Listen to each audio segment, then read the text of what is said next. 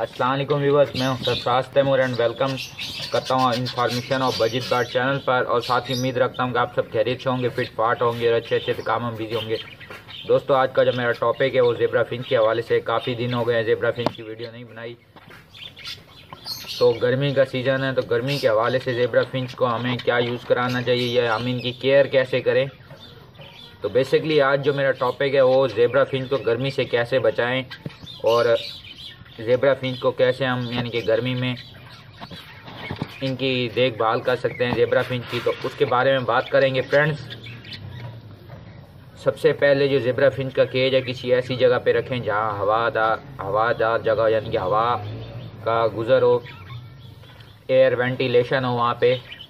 Second number पर आप अपनी ज़ेब्रा फिंच को जो नॉर्मल सीड मिक्स है वो दें, और कुकम्बर होता है, खीरा जो कि हम खुद खाते हैं, वो यूज़ कराएं अपनी ज़ेब्रा फिंचों को 2 पीस करके। उसका जो नरम वाला हिस्सा होता है, जो बीज वाला, वो हिस्सा आप दें अपनी ज़ेब्रा फिंचों को। ये खा लेंगी, अगर फर्स्ट टाइम नहीं खाती नो प्रॉब्लम, सेकंड टाइम खा लेंगी, नहीं तो इंशाल्लाह थर्ड टाइम तो ये खा ही लेंगी, मेरा ये एक्सपीरियंस है। चौथे नंबर पर आप अपनी ज़ेब्रा फिंचों को सलाद के लिए यानी कि सलाद के पत्ते यूज़ कराएं,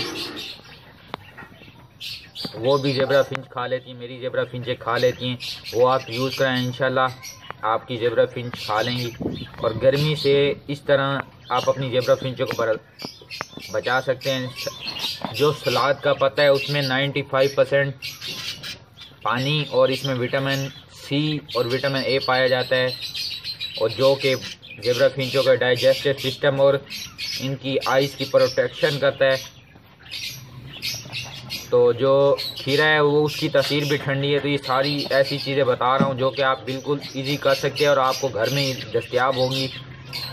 तो मिलेंगे फ्रेंड्स एक नई वीडियो में एक नए टॉपिक के साथ।